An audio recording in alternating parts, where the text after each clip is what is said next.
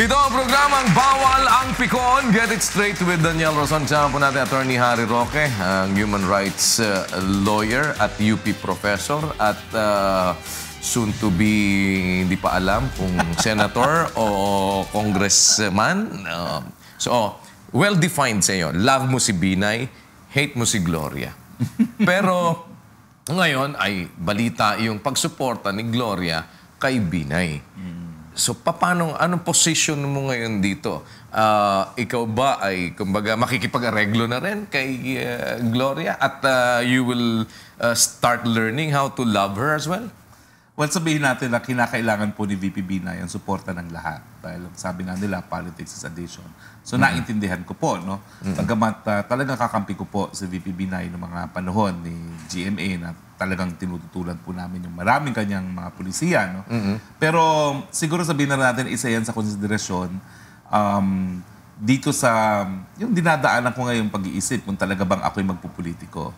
So, bagamat hindi ko po kinu-question yung decision ni VP Binay na politics is addition, na ngayon po ay sinusuportahan siya ni GMA, ako naman po, dahil hindi pa ako nakapasok dito sa larangan ng politika, hindi naman ako kinakailangan makihalubilo pa sa mga tao na tingin ko, hindi pa naman nararapat na makahalubilo.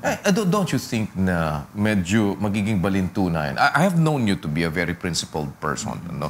Kaya mo bang sikmurain yung gano'n na just for the sake and for the, parang, di ba, for the heck of magkaroon tayo ng addition, kahit na yung alam na alam mo sa kalooban mo, hate ko tong tao na to dahil alam ko maraming sa paniniwala mo ay maraming mga ginawang hindi tama, sa paniniwala mo ay labag doon sa prinsipyong pinaglalaban mo yung kanilang paninindigan o yung kanilang mga ginawa. Yun ba'y kayang lunukin at kayang sisimentuhin mo bang sikmura mo just to accept that? Napakahirap nga po, no? Kaya nga wala pa akong desisyon. No? Pero ganun pa man, no? Alam mo sa mga kasaysayan natin, yung mga dating kinampihan natin, no, gaya ni Presidente Noynoy Aquino, hindi ko maakalain ganito mangyayari sa kanya. O kung gaano kong kahit si GMA noong mga panahon na yon, ganun ko namang kalab dati itong si Pinoy. Pero akalain ko ba na sasayangin niya itong binigay sa kanyang pagkakataon ng kasaysayan, no, para sumikat talaga, no, at panindigan ang pangalan ng kanyang mga magulang, no. So marami talagang... Bakit mo naman sinasabing sinayang? Parang sinasabi mo bang wala man lang nagawang maganda yung presidente? Well, hindi naman po sa wala, no? Pero ang sinasabi ko, hindi niya tinanggap yung hamon ng panahon eh. Napakadalaking mandatong binigay sa kanya ng taong bayan. At ang inaasahan ko, gagamitin niya yon para talagang baguhin yung ating lipunan, no? Wala eh. Pagdating pa lang doon sa PDAF, imbis na tanggalin ang PDAF, siya pa yung nagsuporta, dinagdagan pa ng DAP, no? Will you be frank enough as well na sabihin din ng mga ganyang bagay kung sakaling ganyan din ang mangyari at manalo halimbawa si President, si VP Binay, sasabihin mo rin kaya yan o tatamay ka na lang?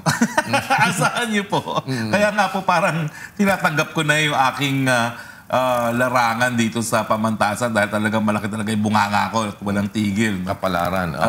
Alam niyo po, sa totoo lang, kung ako'y nag-chu-chu-chu rin dyan kay Pinoy, no, come on, no, naging best man ko yan, nakinasal ako, no, siguro walang problema. Pero sa akin po, bali wala naman yung mga kapalit, no. Kinakailangan sabihin talaga kung anong katotohanan. At asahan niyo po na kung si VP Bina naman ay mabibigyan ng pagkakataon, ganyan din na aking gagawin. Pero with an advantage po, kasi parang mas mature naman itong si VP Binay, no? Nakikinig po talaga sa mga suhestyon at mas magaling yung kanyang pananaw, mas malawak yung pananaw niya at parang dahil siguro siya mas matanda na, no? Dahil sa kanyang karanasan, mas naiintindihan niya talaga yung pulso ng taong bayan.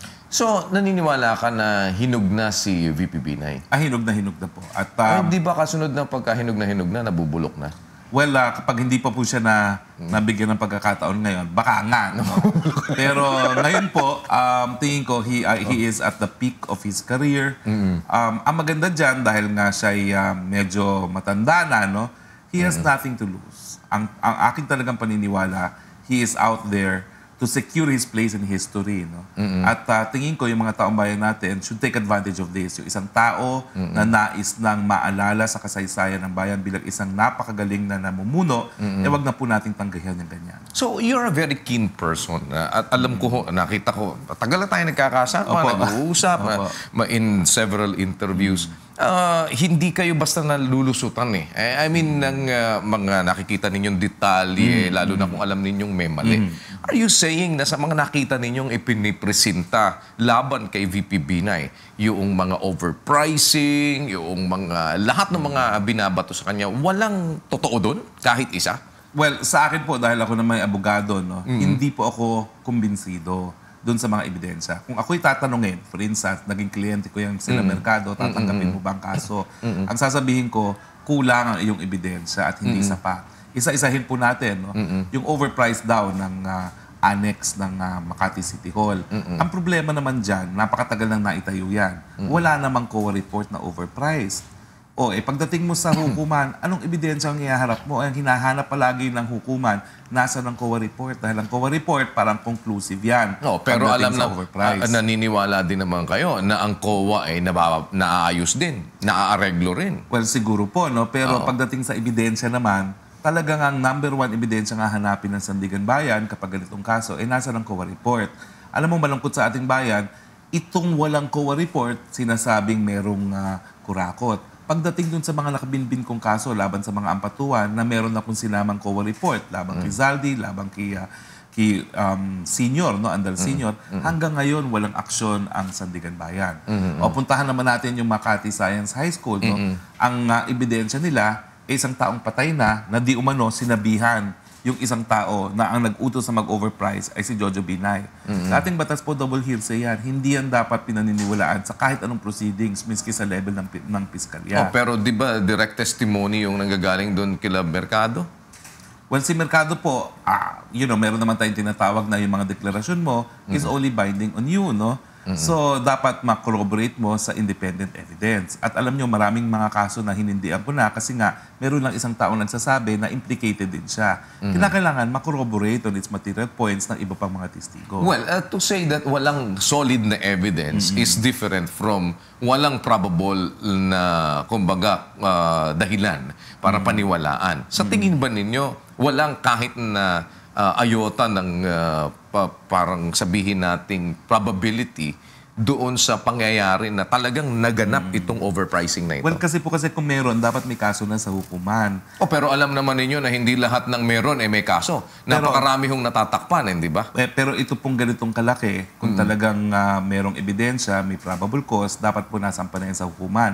Ang punto ko lang, bakit namang 21 taon naging mayor si VP Binay, 5 taon naging VP, hanggang ngayon wala naman po ni isang kaso sa hukuman. Kung meron, ba't hindi nila isampa at nang masagot isa-isa? Ang nakita ko lang po ay yung sagot ni VP dun sa summons ni Ombudsman para nga dun sa investigation to determine kung dapat nga siya ma-impeach. No? At ito nga po yung Makati Science High School. No? At ang talagang ebidensya lang doon ay double hearsay. So ako nga nung tinanong niya ako, sabi ko, hindi ka na kailangan sumagot dyan dahil we can invoke yung immunity from suit mo. No? Trabaho ng Ombudsman mag-imbestiga, pero hindi niya trabaho na pasagutin ka kung ayaw mo. No? Pero siya nagpilit, sasagot ako para, dahil ang sinasabi ko, ito yung venue para sagutin itong mga paratang neto. No? So against my advice, nagbigay siya ng sagot na yun naman ang sinabi rin niya, no? Double hearsay naman yan. So you also believe that the Vice President must also enjoy yung immunity that the President is enjoying? Ay, consistent po ako dyan. Bakit? Kasi linalabanan ko po yan ng panahon ni Gloria. Sinasabi ko na laus na yung absolute immunity from suit na dapat ang gayahin na natin yung desisyon ng UK doon sa Pinochet at saka yung napakadaming desisyon na sa International Court of Justice, no? Na immune lang ang isang impeachable officer kapag official ang acts. Pero pag krimen, dapat hindi. Pero anong sabi ng Philippine Supreme Court? 3 beses ko linabas yan sa Supreme Court na sundin na natin ang jurisprudence ng UK at ng Amerika na bigyan na natin ng limited immunity ang mga impeachable officers. Ang sabi ng Philippine Supreme Court, hindi pa rin. Full immunity pa rin sila. Kaya nga, on record naman yan. 3 kaso yan sa Korte Suprema. Pero presidente pinag-uusapan doon. Well, alam niyo po, walang pagkakaiba. Kasi ang rule po dyan ay yung mga impeachable officers. Siguro, ang isang napakagandang halimbawa dyan, si Raul Gonzales, nung siya'y taunod bayan, nais niyang imbestigahan yung mga nakaupong justices ng Supreme Court na impeachable. Na-disbar siya. Permanent, no? Indefinite suspension from the practice of law. Kasi nga, hindi mo mapapanagot ang mga impeachable officers hanggang hindi mo muna sila tanggalin sa kanilang mga posisyon. So ito ay ang mangyayari ngayon, kung sakasakali man, will invoke yung immunity pa rin ang igigit. Well, yun ang aking advice kay VP Binay, no? Pero dun sa kaso nga ng ombudsman, sumagot siya. At sabi ko, linawin lang natin na hindi nyo rin wini-waive yung immunity from suit ninyo, no? Pero yun na nga I mean, you have to give it to him, no? He could have snubbed completely yung investigation ng ombudsman, pero sumagot pa rin siya just to set the record straight. Hindi ba nangyayari noon na nagpailalim na siya ngayon dun sa kapangyarihan ng ombudsman? At by implication, even, I do not know if it was stated there na sinabi niya mismo yung sinunod yung payo ninyo na i-state mo dyan na hindi mo wine-waive yung immunity. Well, yun nga, sana hindi. Pero when he asked me, sinabi ko, pwede mong isnabin yan. At huwag mong pansinin at sabihin mong ikaw ay merong immunity. Kasi yun yung mga panahon na pati si Laila de Lima sinasabi wala raw immunity bago siya bumalentong at sinabing meron ngang immunity. Well, ngayon ang isa sa mga naging usapin itong pagpapasa nitong anti-political dynasty bill na naging laman ng sona ng presidente. Kung kayo ba ay magiging isang lawmaker, will you push for this as well? I will vote for an anti-dynasty law. Bagamat si VP Binay ang kanyang posisyon ay kinakailangan taong bayan na maghusga. Bakit? Para naman magkaroon ng pagkakataon yung mga gaya ko, no? Na hindi naman miyembro ng dynasty, na magkaroon naman ng pagkakataon maglingkod. Kaya nga lang... Hindi kanya papapagalitan kaya nun? Hindi kasi naman po. Maging magkaiba kayo ng posisyon. Tsaka maraming maapektuhan sa kanya kung sakaling maging batas yan. Dahil may anak siya na congressman, may anak siya na senador, may anak siya mayor. Well, alam niyo naman po, yung kanyang mga deklarasyon, nagpapatotoo lang naman siya. Dahil lahat naman yung nagsasabi na sila nagpapakatotoo. Lahat naman nagsasabi, gaya ni Presidente Pinoy na siya ay laban sa mga dynasty, hipokrito po yan dahil meron silang sariling dynasty. At kung talagang sila ay sincero, sana sinabi niya, Obama Aquino, mag-resign ka na. Dahil tayo'y dynasty habang ako'y presidente at ikaw'y senador. So, tingin ko po dun sa nangyaring State of the Nation address, patutsada lang niya yung kay VP Binay, pero hindi naman seryoso yan. Kaya nga hindi niya sinertify as urgent yan Alam mo, ang pamilyang Aquino, hindi lang naman silang dalawang halal. No? Marami pa yung halal sa probinsya ng Tarlac. At maraming mga appointees yan ng mga kamag-anak. So pwede ba? Tama na yung pagiging hipokrito. No? Pero sa akin, dahil ako isang ordinaryong tao, siguro that is one way of leveling the playing field. Kaya nga lang, ang pananaw ko, hindi malulutas ang problema ng pamamagitan ng batas. Bakit? Ang problema natin, yung mga makapangyarihan sa Pilipinas, sa larangan ng politika, sila rin yung mga mayayaman. So walang pagkakaiba doon sa mga kung sinong elitista at kung sino yung mga politiko. So ang kinakailangan natin baguhin, dapat, yun nga basagin natin ito, magkaroon talaga tayo ng mas malawakang middle class nang sa ganun ay hindi naman naghahari-harian yung mga mayayaman. At ito lang yung tanging pamamaraan para mabigyan nga yung mga ordinaryong mamamayan ng pagkakataon na manungkulan. No, but having said that, naniniwala ka ba na yan ay maipapasa kung sakali man na isulong nila? Hindi. Parang, Hindi. Di ba parang, Bola lang yan ng SONA. so kahit na ano pang mangyari, kahit na makarating pa yan, meron kong magsulong ng... Kasi si Congressman Castro, Fredinil Castro, ay napupush niyan.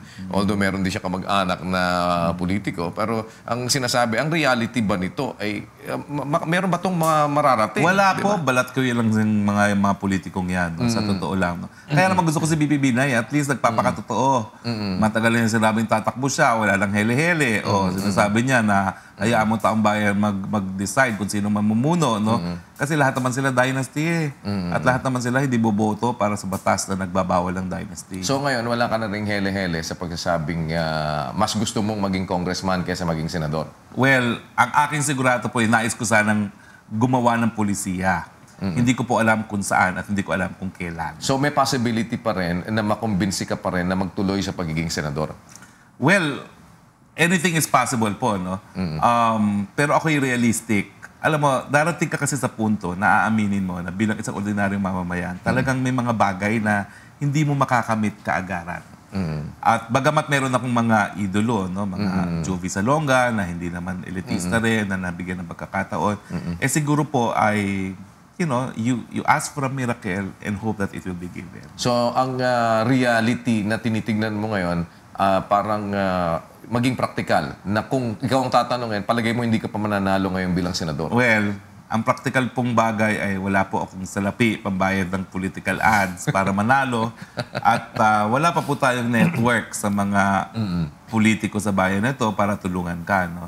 So, Pero yun ang po mas malapit realidad. sa katotohanan talaga ay ang party list. Well, yun po siguro achievable. No? Kasi unang-una, siguro naman merong sapat na 200,000 dyan Yes, na like-minded na nagnanais din mabago itong sistemang ito. No? Bagamat kakaunti yung mga progresibo dyan sa Senado, sa Kongreso, no, sa party list system, siguro naman kung dadagdagan ng isa, mas makakabuti. Kailan ka nag-umpisang na-frustrate sa Administrasyong Aquino? Ay nako, alam po po, nagsimula yan. Mula, o kumbaga, ilang years after ng panungkulan? Nagsimula po talaga yan. Kaya gustong-gusto ko yung sona ni Jojo Binay. Parang ako yung lahat ng gusto kong sabihin ay nasabi. No? Nagsimula po talaga yan doon sa Luneta.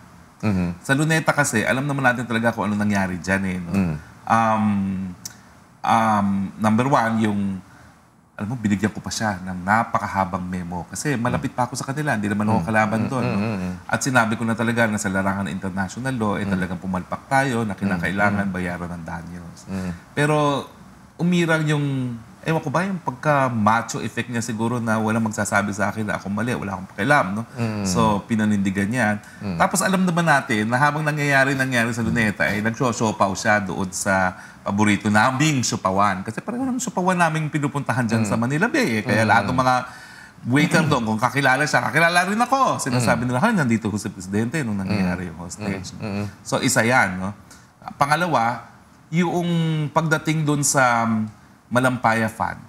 Okay? Kasi alam naman niyang matagal ko nang hawak niyang kasong yan. No? At binigyan ko na naman siya ng napakahabang memo na nagdedetalya kung bakit dapat nang sundin ang batas. No?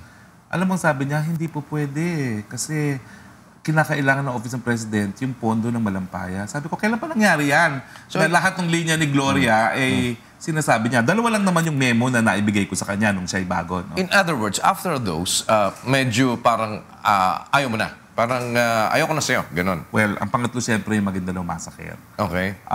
Kasi nga, nung naalala mo na napabalita na merong deal itong si Zaldi Ampatuan. Yes. Oo. At yun, huli na sigurong pagkakataon na nakausap ko siya. No?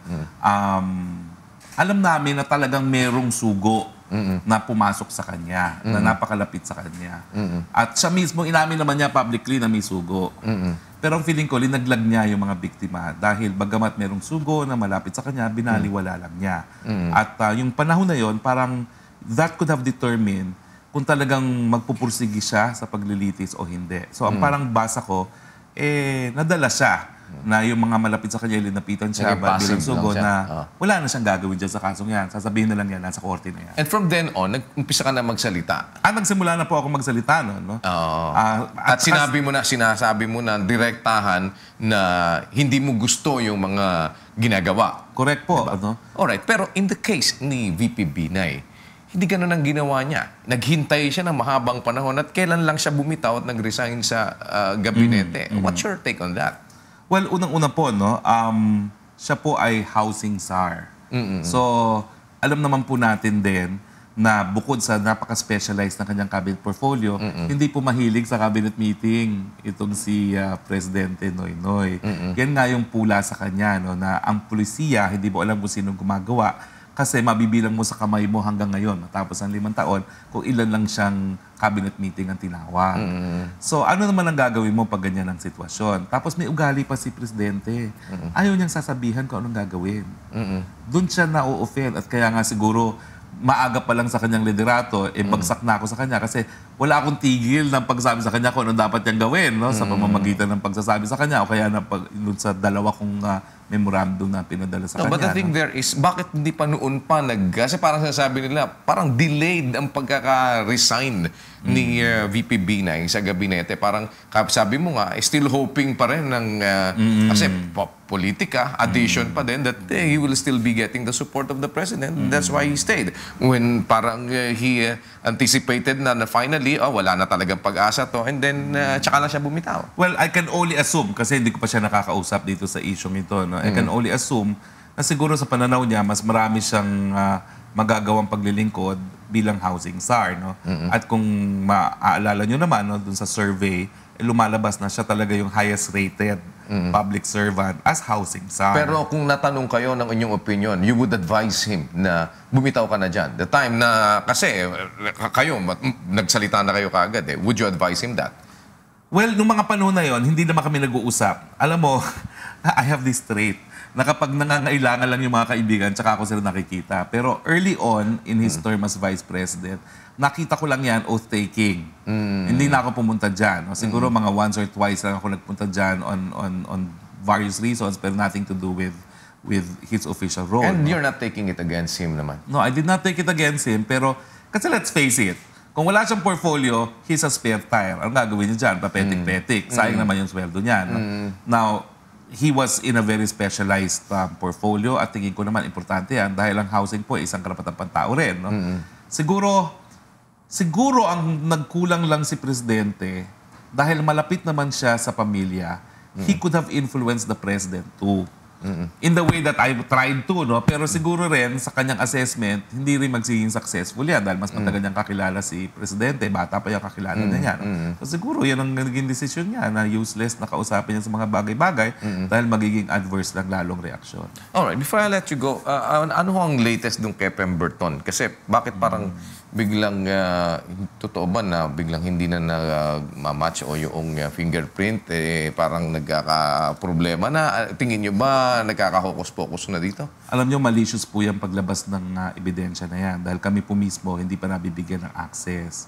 So, ako po'y nababahala sa yung nasa publiko itong information na ito, nasang-ayon daw sa PNP, hindi rin nagmamatch yung condom. So sa akin naman po, consistent yan sa aking mga pangamba na talagang ang kalaban dito ay hindi lang sa Pemberton, kundi dalawang gobyerno. Dahil ang pulisiya naman nila ang kinu-question natin dito, yung VFA at yung Expanded Defense Cooperation Agreement. Pero pagdating naman po sa kaso, natapos na kami sa mga ebidensya at si Pemberton na po ngayon na magsusumite ng kaso. Now, hindi ko pa po alam officially kung talagang tama yung ganyang finding ng PNP na yan. Pero pagbalik So po ng wala pa hearing, kayong wala pa po akong access. Nais kong malaman kung sino nag-leak niyang impormasyon na yan. Kasi itong piskal namin, palagi kong pinagagalitan, maingay daw ako, nagdi-disclose daw ako ng mga ebidensya ng premature. Pero every time, laban sa prosecution, na ilalabas sa media. Naalala mo yung ebidensya di umano na hindi daw DNA ni Pemberton. Yes. Na-announce yan. Inanunsyo pa nung City Fiscal. So ngayon na naman, ito na naman ang finding na hindi daw fingerprint. Nauna na naman sa media. So parang merong nasa loob na kapag ang ebidensya ay laban sa amin, winawagayway sa media. And yet, officially, yung hepe na prosecutor, galit sa akin dahil madaldaw daw ako. Pero ano bang na-disclose kung prematurely? Wala. Sa tagal ko naman nag-practice, alam ko kung kailan tikim mang bibig at kung kailan dapat magngangawa. So, napapagalitan ka pa rin palagi. Hindi na naman bago sa'yo yun. Besides, pagka hindi ka dumaldal, hindi kasi Harry Roque. Eh, sa akin naman po di magalit sila. Kung magalit, basta ako, meron akong kliyente na kinakailangan protektahan ng interes. Well, maraming salamat po. Salamat po, Kuya. Pasensya na kung patitigilin na kita sa pagdaldal mo. Ngayon. Oo nga, sila kailangan. Salamat. Attorney po. Harry Roque, human rights lawyer, possible senatorial or congressional candidate o di pa ho natin malaman daw at wala pang masabing definido at pag-aaralan pang mabuti. Pero at least nakuha natin ang konfirmasyon na ano yan, open. At hindi itinatanggi at hindi ikinakaila na may interes. Opo naman. Para marating iyang ganyang klase po ng posisyon sa pamahalaan. Dito lamang po yan sa programang Bawal ang Pikon. Get it straight with Daniel Razon.